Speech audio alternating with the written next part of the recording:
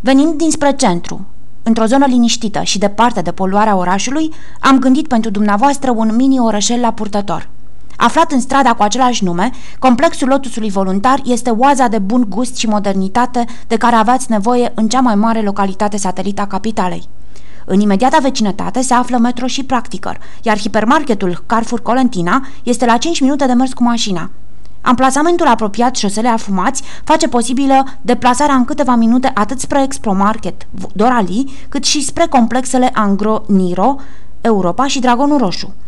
Doar în blocurile din Lotusului Voluntari veți găsi locuința spațioasă și deosebită la care visați de multă vreme.